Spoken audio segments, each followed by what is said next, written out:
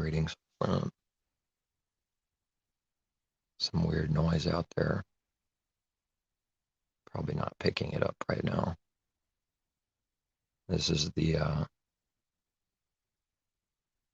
so how many colors are on here? 1, 2, 3, 4, 5. Wait, don't tell me it's 6. Blue, white, red, orange, light blue, 5, green, 6, 1, 2, 3, 4, 5. I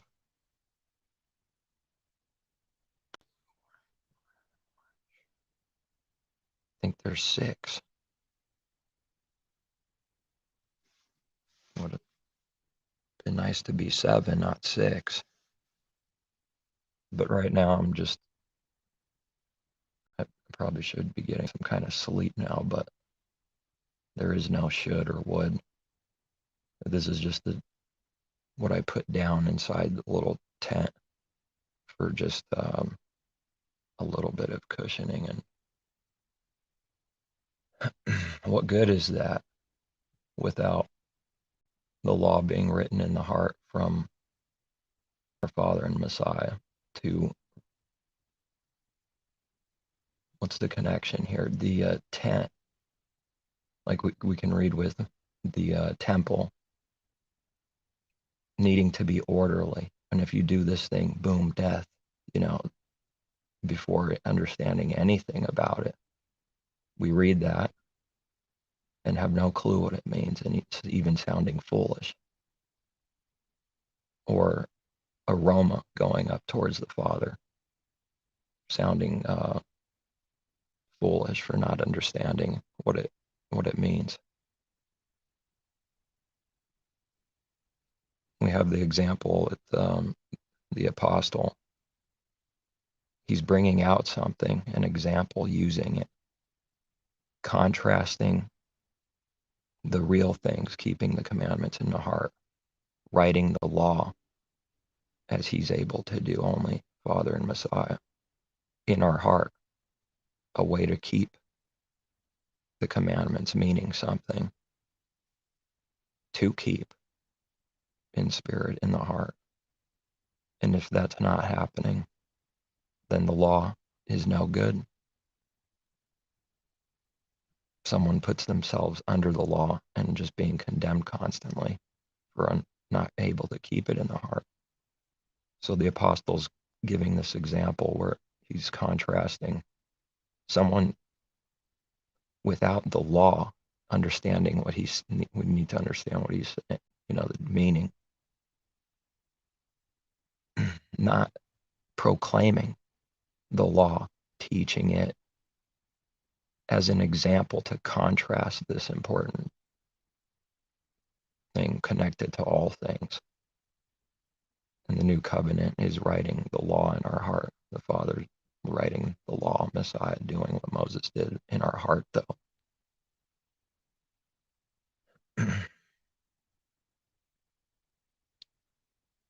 So it's bringing something out, the importance of it. Someone could say, we keep the commandments, and they teach the law like the Pharisees did. This is one thing. Or the other, someone under Messiah having the law written in their heart, the very real things to keep in the heart. That person can judge righteous judgment on the one that's proclaiming the law and making a show for carnally. Because the flesh profits nothing by itself. Not circumcised in the heart is the rebellion and sin, never learning, never writing the law in the heart. And we can't do that work ourselves of own power. Can't do that work. It's through denial, through his favor. Now the Father teaching us how to keep his word on the way as we go. Under his favor with time, being part of, growing through time. By the time we could read something about a commandment or whatever we read in his word, this commandment, that this law, already being written in the heart to a certain degree, starting to understand it for the first time, what it means and how to keep it. Then by the time we get to this commandment or that,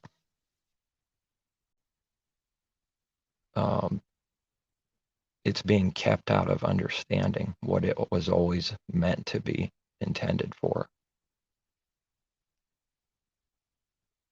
And those not under Messiah are not having the law written in their hearts, but they can proclaim his word or his law and make a show for keeping it. And it's not in their heart, and they're in continual spiritual sin and death and darkness, not doing any good. In fact, it's doing bad. It's either good, really good, or really bad. That's it. All things light or dark, spiritual, carnal, natural, heavenly, good, bad, very good, very bad.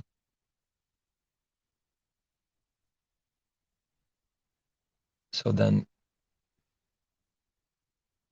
commanding someone is killing them. Carnal commanding. The letter kills, but the spirit gives life. Why we read that. Being under his favor, so we establish the law, fulfill it in the heart.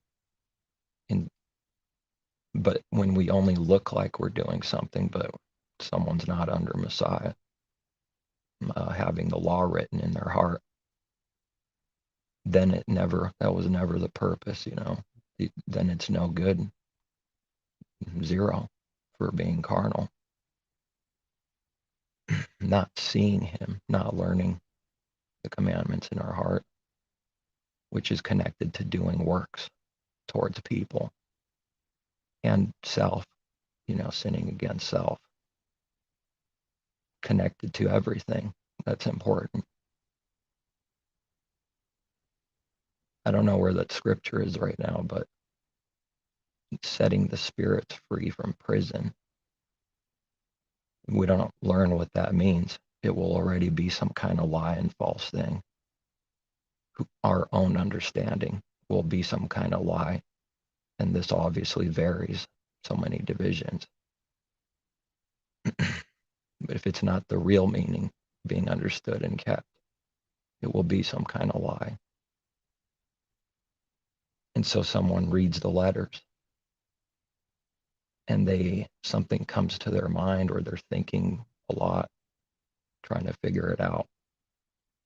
The spirit's being set, and we end up with doctrines of demons, even when certain, things aren't understood. Not that, all lies are lies, but like some of them, without the understanding, it's a huge doctrine of demon. Evil, even blaspheming the Creator. And it's not a good testimony to unbelievers. He truly has made it shame where nations, unbelievers, mock religion, and they can't see what's happening in there. That he's made it a shame. A shameful thing when we don't do the Creator's will and learn. End up being hypocrites. That's the example set before the world. Hypocrisy. It's always amazing to me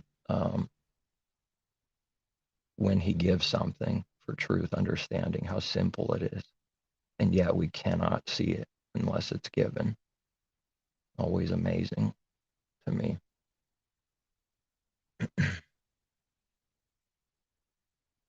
So that in this case, tabernacle, or there's another word. I think I read it doesn't matter, Sukkot or what, tabernacles, one of the feast weeks days. It means something. And if it's done carnally, it has no value, zero. And if we're seeing it from the heart of, I need to do this through the carnal way, or else like they put some kind of yoke, or else something really bad, or else you're going to hell straight to it. And the carnal Jews, if you will, are stuck in this self-righteousness and pride. But man, the words just never cut it, though. It's like the best I could do, and it just lacking. I see it not doing any justice to, not that the right words are bad, it's just that compared to seeing something, understanding, when he gives, it's paling in comparison. Because when someone speaks out of seeing something, the other person, if they're not a believer, are thinking they understand what someone's saying. But in their mind, it's corruption. It's not the truth. How do you teach that? Like I've been given to say before. How do you teach that truth to someone? Putting a yoke is what the carnal do. They do that because under Messiah's favor, the Father's favor, there is no such heavy yoke and burden. Just obeying the Father's voice day by day, teaching us how to do what we read, to establish it. But his people are attacked by that specific groups, Pharisees, if you will, in that how the Pharisees did everything. Attacked as lawless or insane, wicked, crazy, dogs, whatever someone's going in their mind. Man, I'm shaking right now. It's not even that cold, really, I don't think, out here or in here.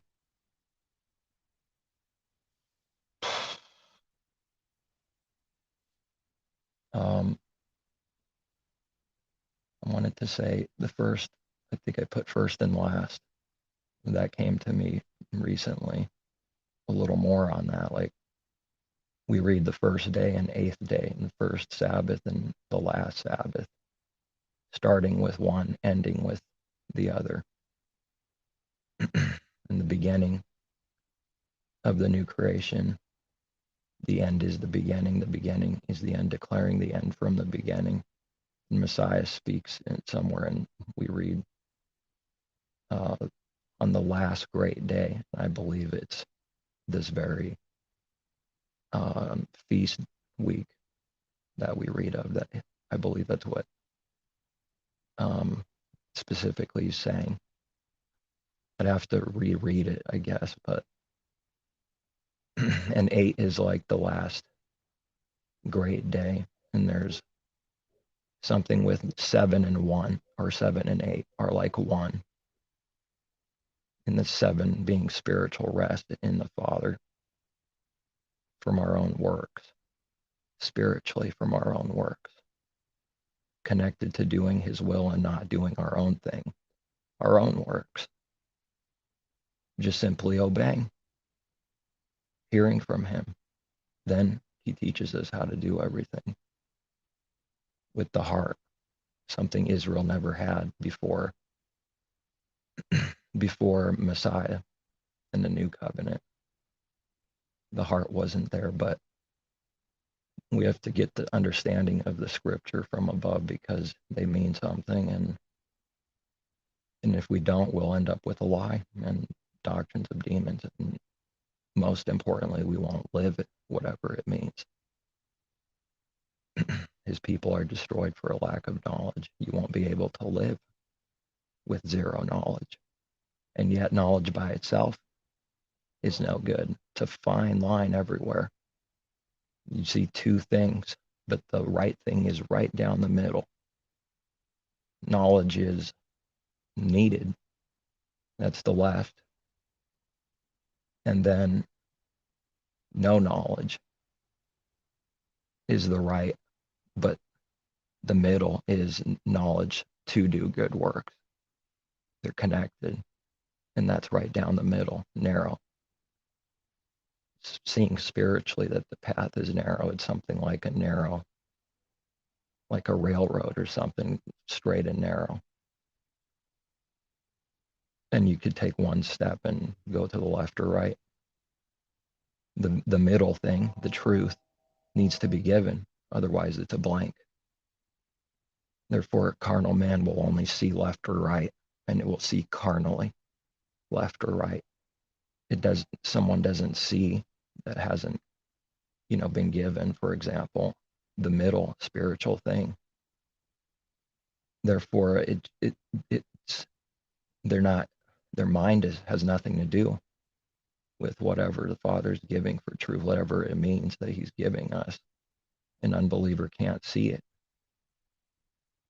And it's just out of being true, but since mankind's in darkness, when he hears words like this, he only sees pride when it's the only truth in the example here. I don't know of any other truth. That's how you would say it. Then it's implied that we can't speak, They hypocrisy, it condemns self. Then their ministers and everyone shouldn't speak. How, scary, blinding. Can't see one little step ahead when we're attacking, doing evil. And it's a gripping thing to subject self to the Creator and seeing his judgments and believing it. Well, he proves it. He proves it. Where you can have some kind of knowledge, but now it's like, do I really believe this? Or then we do, but need to believe it more, better. No, it can't be that we can't understand his word at all with ourselves. It can't be that. That's a tribulation to get over with. And I'm not saying to do that. I'm saying it's like part of learning. It's it's huge. It's a heart problem, in spirit problem. And it's a crushing right down to the dust. A literal reality and spiritual crushing, not just speaking words here.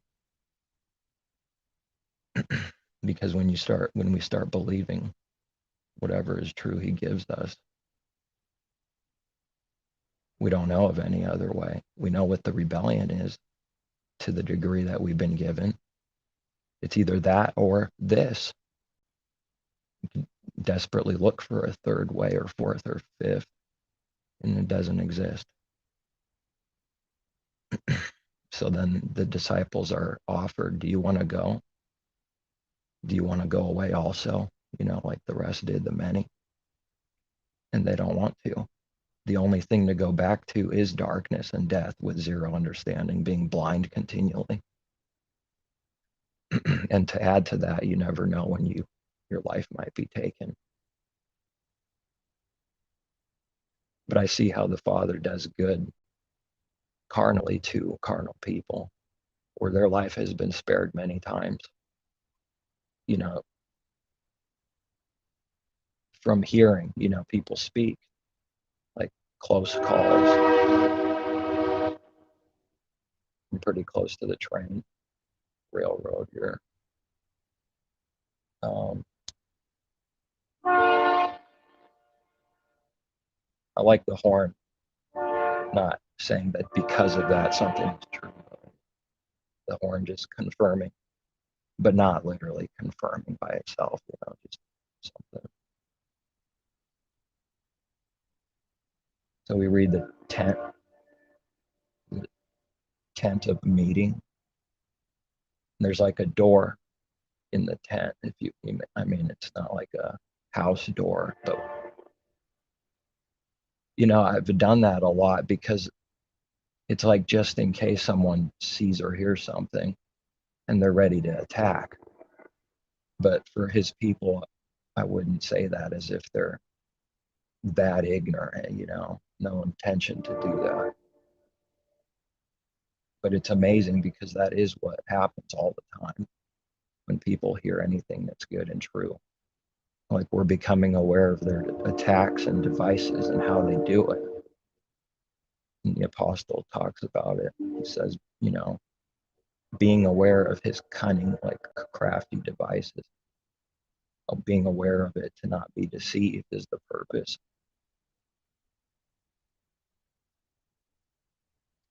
It's a cold, dead thing to keep this or that commandment with zero understanding for what it is, to live it in the heart. It's no good.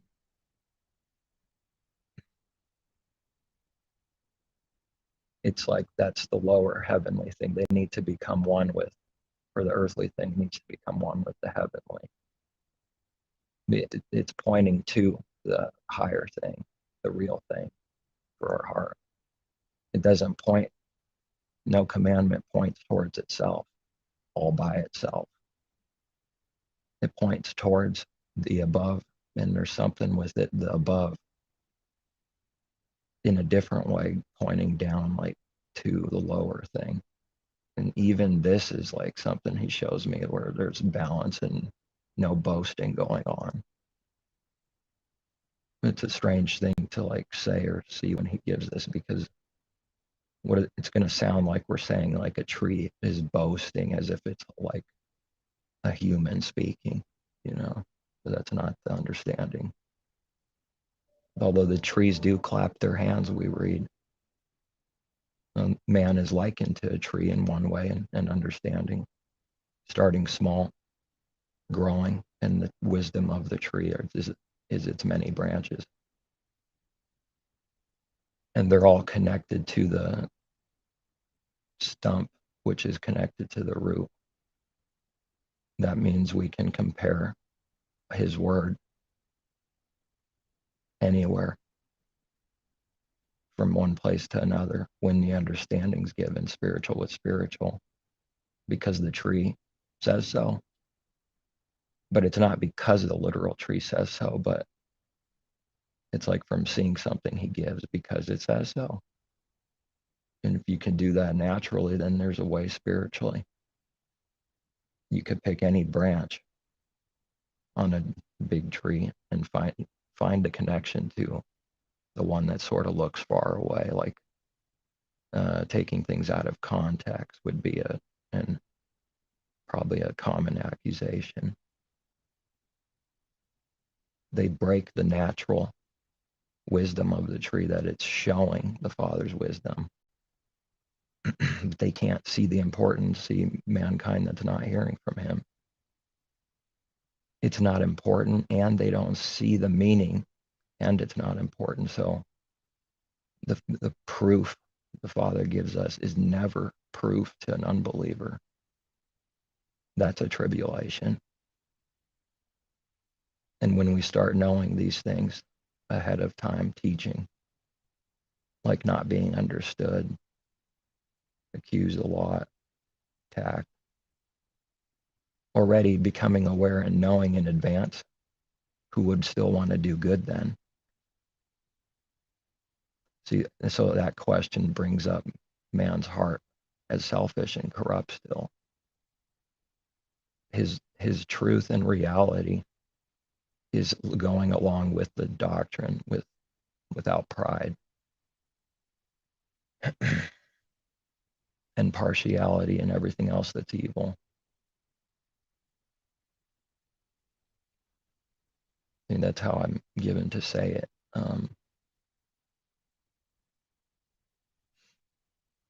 It's going to be foolishness to an unbeliever, his word, his truth. And so there's a desperation to like want others to see and know the Creator and Messiah. And in knowing in advance, well, I mean, if someone's an unbeliever, they won't be able to hear the words, but it doesn't mean they won't believe. The Father won't give or something. It's just that we know already an unbeliever, hasn't learned anything from above yet.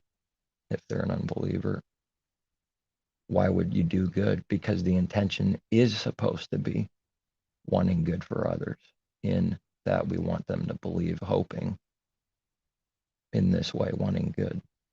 not wanting good for evil, or evil works, wanting good rewards for evil works, but wanting good for people. There's always been alternative motives and intentions. The Father's shown me it's always been there. If they lived in the reality Messiah's people lived for a few years, or however long someone's been a believer, they would run and faint, jump off a cliff. They wouldn't be able to bear it for a minute, because there is no worldly gain for doing the Father's works and good. That's never the intention, for worldly gain. And if we're living his truth, obeying his voice, what he's teaching and saying to do, his truth will line up with reality, meaning in reality, we won't get commended by people, by man. But on the contrary, everything that's evil comes this way then to his people. And never understood, lots of evil, accusations, false, which has nothing to do with us never making mistakes. But that's what darkness will do all the time to light. So that's difficult, and yet somehow the Father makes a way, which is amazing. It takes some serious judgment, but he's been making it come true, though, for me, and I know he is for others. It's not on your mind when we're being given truth, changing the heart. It's not on our mind then. If it is, we want it to go away, cut it off, destroy it, to do something with false intentions for money, fame, man's glory, commended, looked good, protecting the image, raising the image of the beast. The image of the beast is pretty deep, and I know it's deeper yet. If he gives more, it's not just one thing. It's connected to so many things deep. And so then his word is done away with through trickery like this, by saying it's a chip in the distant future. And that's the understanding in someone's heart. That's how it does away with truth in someone, which is separate from whatever the manifestation of prophecy will be. That's a separate thing. If that's the person's only understanding forever, they will have never overcame the mark of the beast and the image of the beast in the world, because the overcoming of the world is in spirit, spiritual, the heart, obedience. That's what the enemy will attack for spiritually, to make you fall, because that is the real sin and only sin, meaning that's the high thing, that's the important thing, that's the heavenly. So the earthly is below it. Therefore, it will sound sometimes like we do away, or the apostle did it away, like we read, just did away with it. In a way, it's done away is it's not under the law, but under Messiah. But it's not done away. It's so that we establish, fulfill, as Messiah fulfilled what was lacking and never there. Just carnal, The people today that don't believe are the old covenant saints of old.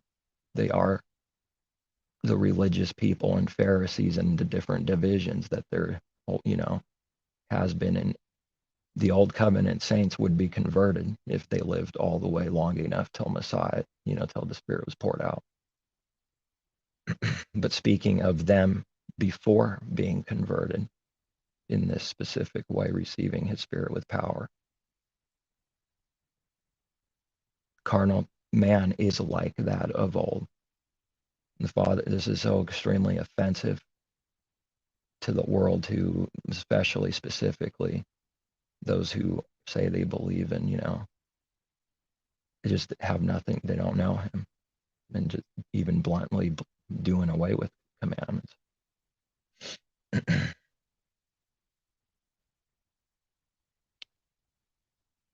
So that's the problem we have to deal with or go through constantly. And then it's so many different divisions too. His favor is that good. They do say right words about his grace, favor. And it's, quoting from scripture. I mean, every time someone quotes, it's going to be right because it's quoting his word.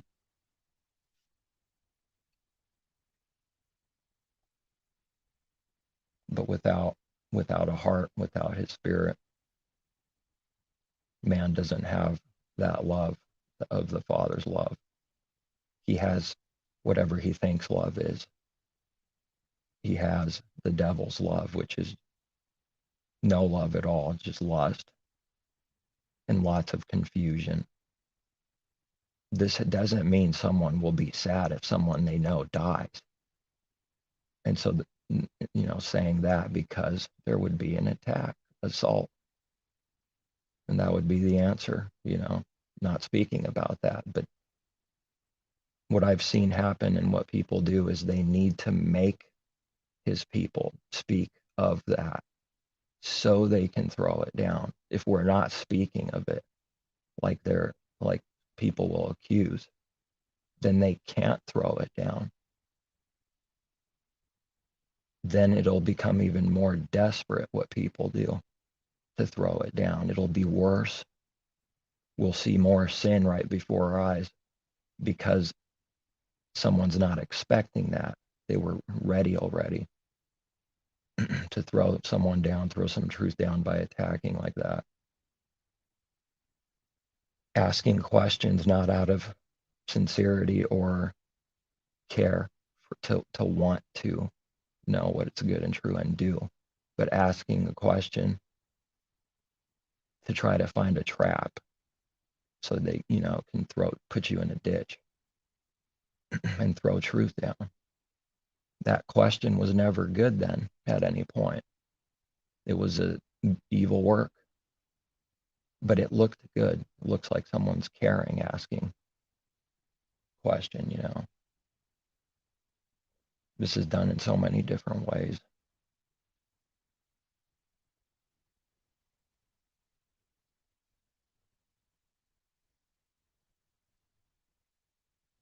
So going back to the tabernacle, the feast week is like we read, Israel coming out of Egypt.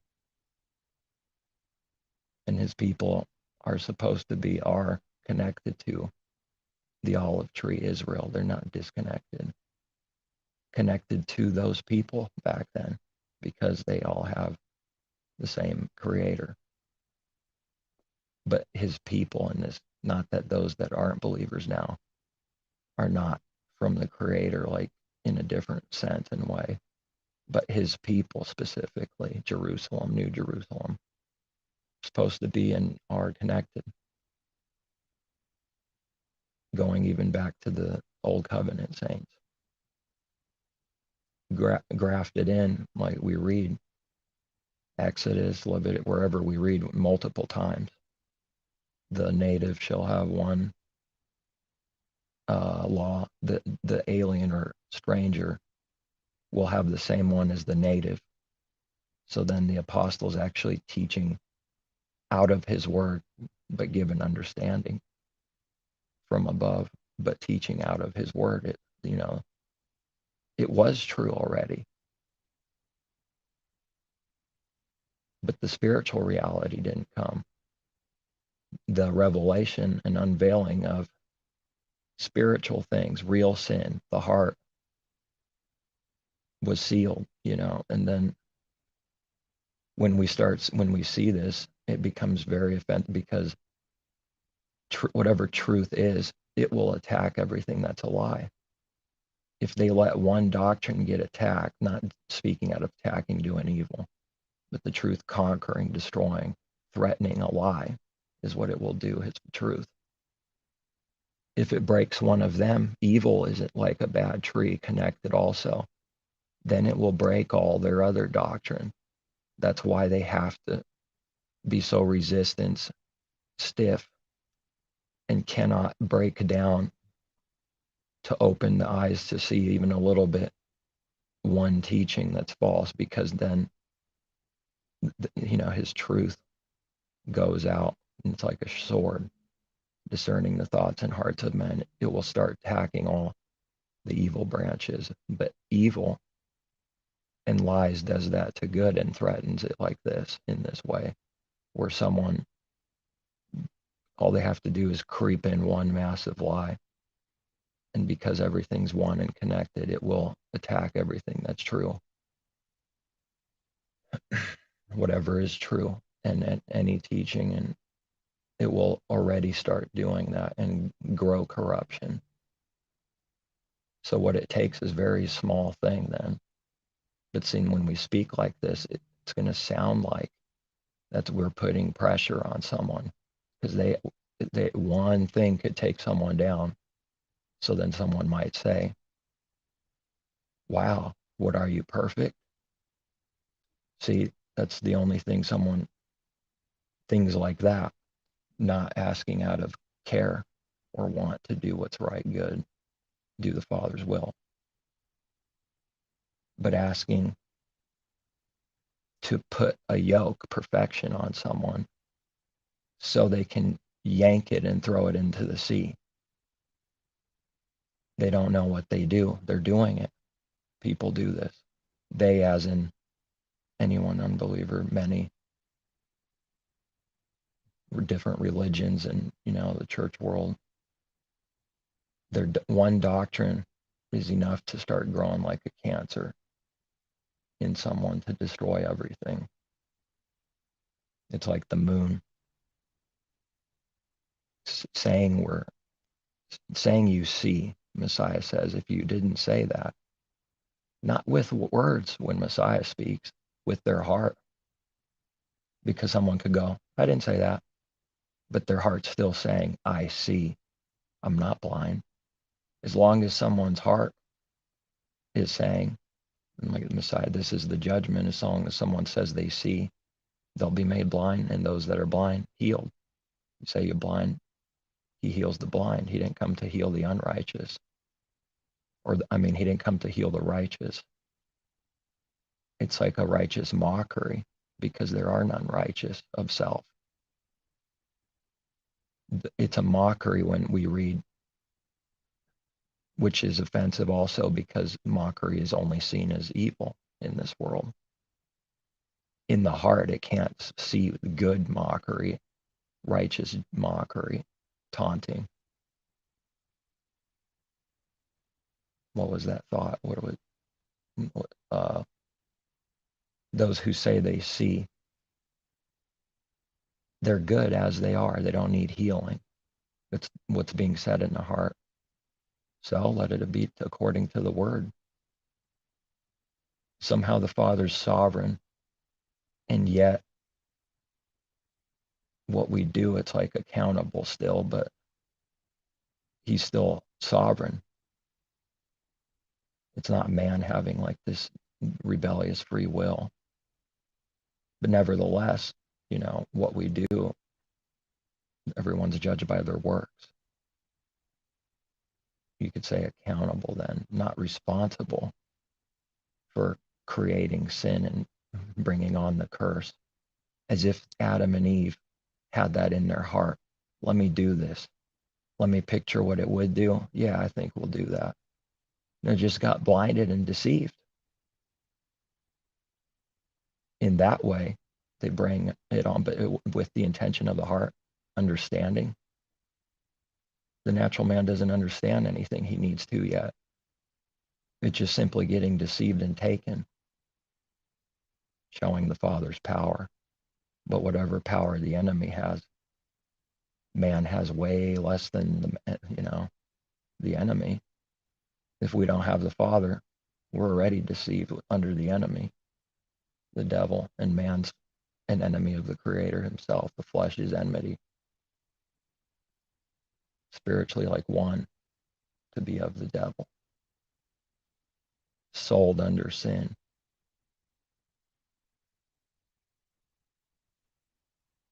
And one of the things he's shown me throughout the years is Whatever we read, it means something. And we're not just reading it for some vain purpose.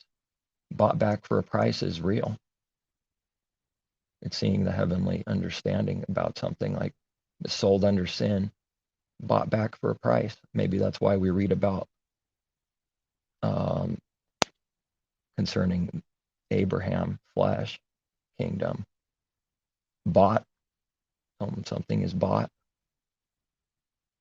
but it'll be foolishness to the world, Gentiles, unbelievers, because they'll make themselves sound good by saying what slavery's good.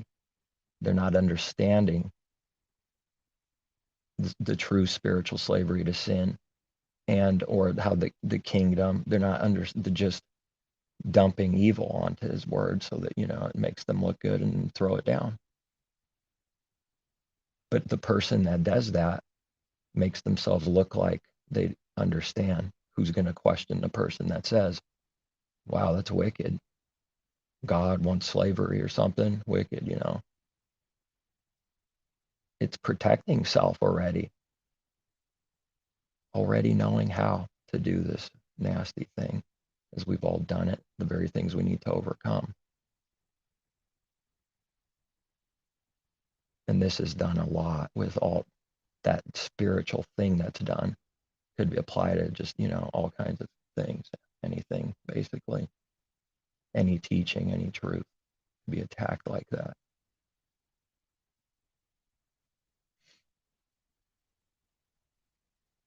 The temple needs to be all in order. It's, we read set apart. The death there, for our understanding, isn't literal death. It's not for us to understand literal death for what we read there, but whatever it means that needs to be given, it's real, and that death is real.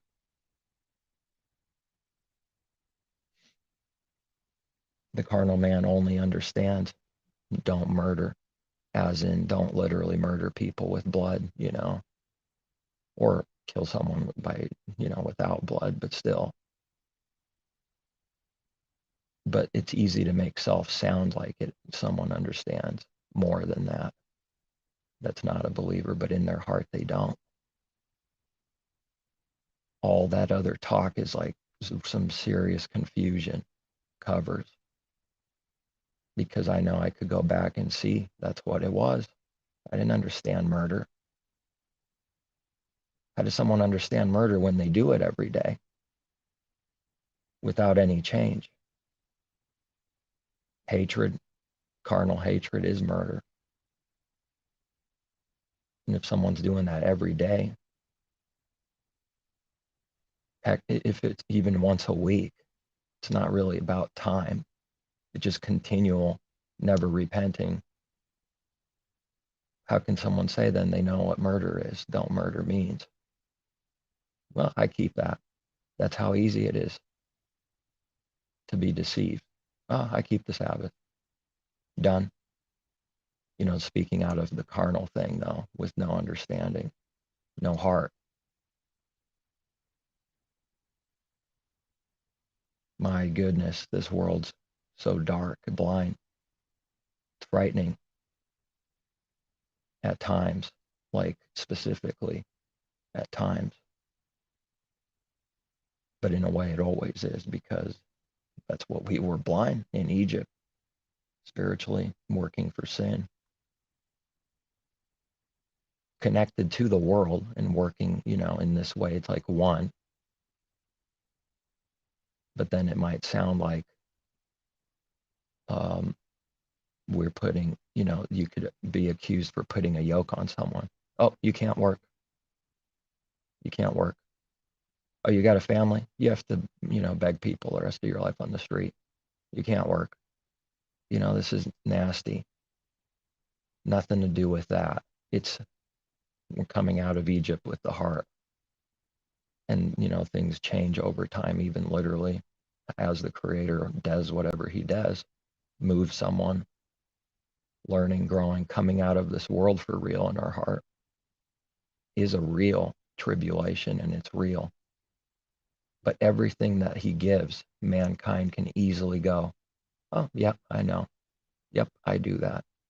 This is, this is like a stake on your back. Each one must bear his own load. Have fun. The apostle, I think we read somewhere, each one must bear his own load. They must. Well, that Messiah carrying the stake has some serious meaning. All his people have to do the same. And for what? To their death. Sounds like anybody in the world would want to do that. Who would do that out of their own, like, ooh, I want to have the mind of Messiah, understanding tribulations in advance. Who would do that? No one. If we saw the things that would come years in advance, in one day, it would be unbearable, literally, spiritually unbearable. So then that's why we read, don't worry about tomorrow, because it's, difficult at times. It's not always like, oh, the difficulty is at 100% and then it stays there. That's not the point. But yes, at times it's very difficult or less difficult, changing like that, but always, the narrow way is always difficult, nevertheless.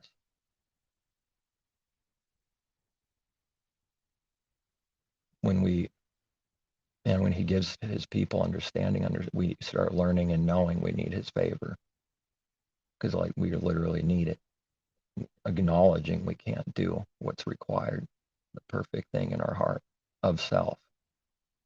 So that his favor really is that good. The scary thing is, see, nevertheless, what we read, we have to end up learning it at some point to do it. So whatever teachings there are on prayer, you have to learn it and, pray, also learn to do. Those that never do, this is what happens. They never overcome sin. In someone's heart, not asking, if I fall, get up, get me back up, show me deception, all these things, asking from the heart to keep them to the end. They never do. The carnal man that stays blind never asks that from the heart. He doesn't ever do that. And this is amazing, stunning to me, because I didn't do it. Didn't even cross my mind before, believing, which is not our own work. The faith and, favor is a gift. Didn't do something special for it. No one did. That's under Messiah. And that's an understanding right there, to be rightly divided from other things that the world mixes up with, It needs to be literally rightly divided spiritually, because when you mix two things that's not supposed to be, it will be a lie and some kind of deception for someone and take them down or keep them in prison. Let me get a better position.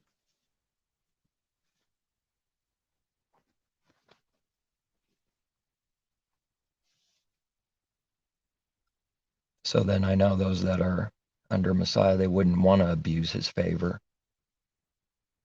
grace, favor, and use it as a license to sin.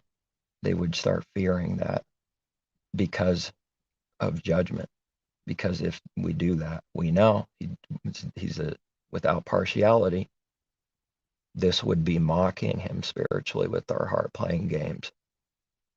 This would be for us mocking the Creator, because we say we're under his favor now. Then we say, I can go and do whatever I want. I'll come back later. No, not with our Creator. With these pagan gods, yeah. With the enemy, yeah. With people, yeah. Not with the Creator. Will the temptation be there? What won't it be for temptation? How does someone know that they're a believer continually? unless they know continually by doing these things that they learn to do, checking self. And then when we do, the Father lets us know we're not left like orphans. When we do these things, simply putting it, whatever the Father's given someone, and we're doing to the best that we can at the moment that He's given, then they'll know. Not knowing is the confusion. But we know we won't know. If we mock Him and get blinded, then we won't know. Yeah, it's kind of frightening. It's supposed to be. They don't have fear in their eyes. The world that doesn't see any of His judgments, doesn't believe in His judgments now, not just to come. Was, is, and is to come. If we were to stab someone to death, I know this is brutal, like someone in Messiah should never do, should be concerned with murder in our heart, but let alone literally killing someone. If we did that, I'm just saying, I don't even want to know what that would be. I mean, it would be a mighty strong judgment. I would say something like probably not come back from that. But I'm not speaking of being protected with doctrine, like whether you go to heaven. Not speaking like that. I'm, right now, destruction, not coming back, like blinded, so we really do need His favor. Well, that is the point. Just to have a heart for the Creator. That's the very thing, that is the perfect thing, to just have a heart. Like, even if it's something we won't end up doing, the important thing is, from being taught His things, is we don't want to do that mind game like that to get to the next thing. We don't even want to do that mind game thing, mockery and playing games.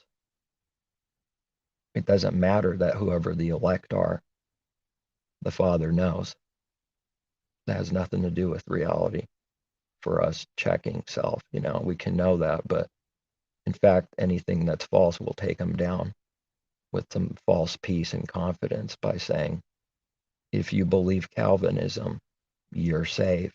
This is damnable. They keep the people in prison. It rises the pride and self-righteousness, and all these things start going higher, worse, waxing worse and worse.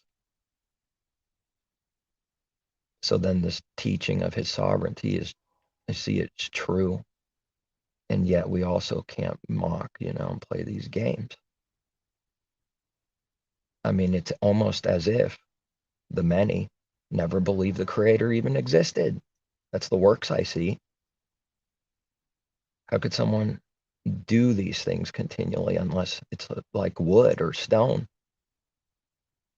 Something that's not valuable, that can't do anything for you. It's like how they treat their God. The works are showing that, but they wouldn't say it. People wouldn't say that. They're confused. They don't know.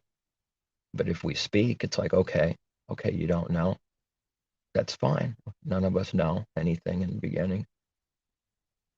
But then the stiffness and rebellion and protecting lies and doing evil is actually done.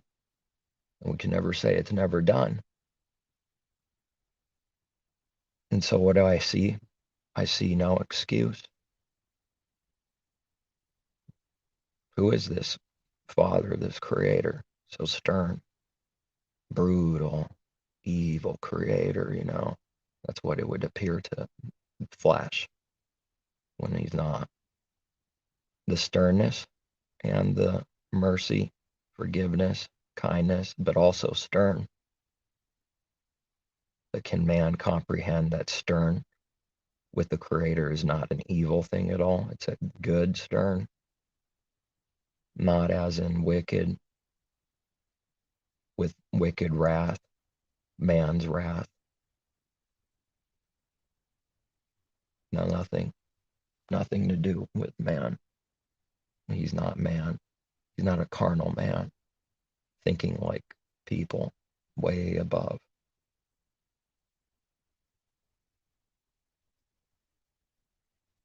I ask these questions like because what I'm seeing continually in the many and in the world, you can take a scripture and say, his thoughts are not our thoughts, are not his thoughts, or his thoughts are not our thoughts, his ways are not our ways, and not understanding what it really means, believing it. What does this mean? The best I could try to bring it out is that I don't end up saying anything different. His thoughts are literally, our thoughts are not his thoughts, the carnal man speaking of. Do they know what this implies? It doesn't imply, it is true, but to try to bring it out, it means no matter what the carnal man does, he can never think like the Creator. Do they realize that this is already demanding a crushing and a humbling all by itself? So does the heart actually believe that in churchianity, as a whole, in the many and unbelievers? And the works show no. No, but that looks bad if we were to say, man, people are speaking, but they don't do what they say or understand really what they say and do the very words they say. That's going to look bad to someone. Whatever looks bad is sin to someone. Nothing is worse than the image being exposed, the cover for its own nakedness. So then truth, we should only expect something over time. Whatever truth he gives us, if it's given to someone, anyone that's not a believer, it will make us look bad from their view, from their perspective in mind, all the time. Because when we're speaking truth, it's already implying, and I'm only using that word to try to bring it out, that mankind's a liar and blind. So someone might say, are you saying I'm doing this or that? Are you saying I'm blind? So now it needs to have the intention that we did that just for that reason, just to spite them and screw with someone. You can't see that, the perfect way, not doing that. That is the evil putting on others. Man can't see how he could do this while also doing this. And these are the good things he gives us to see and do.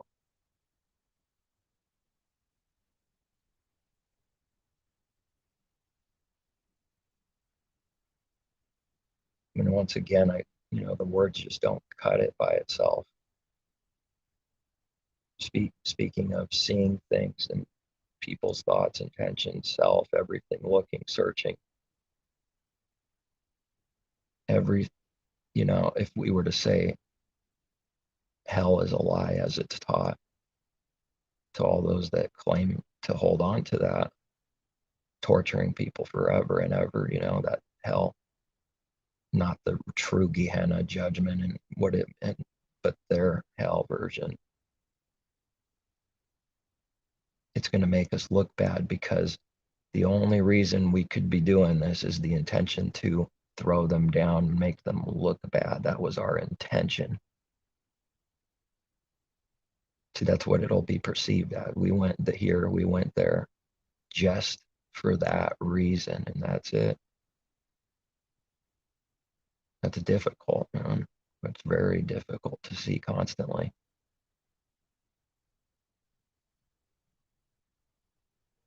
And so, that's the very things he gives us to do. It doesn't mean we don't make mistakes, but that's the very things he gives us to do, to learn and do, will look bad.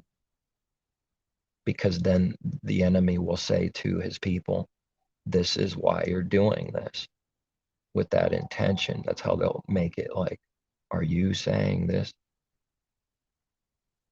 And then going back to someone giving, anybody speaking truth. See how that's going to make us look real bad. which we shouldn't be caring about or adjusting or modifying for that. That's a sin. That's going to be tested. All his truth and reality is like, it's perfect, like a perfect test, and it's perfect. There is no pride in his teachings. There's no partiality in his good doctrine, like we read Proverbs somewhere, other places. I will give you good teaching, good doctrine. Seek the Creator's truth. He'll give us good teaching, true teaching.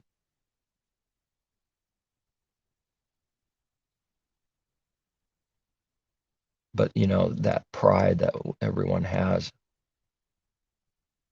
Adam and Eve, the whole world, first as the natural man, deceived in heart and pride, lust of the eyes, lust of flesh, pride of life, needing to defend constantly the image. They just can't believe that there's a few people in this world that didn't go to expose their image. On the contrary, he's teaching us what these things mean to never do, and carnal man does it all the time. Carnal man does this all the time. He likes stripping the robe off someone to expose them for that intention. And maybe that's why we read that in Mark, but we read it in Scripture. The cloak, something about it, pulling it off. We read it with Noah, where one of them doesn't turn around.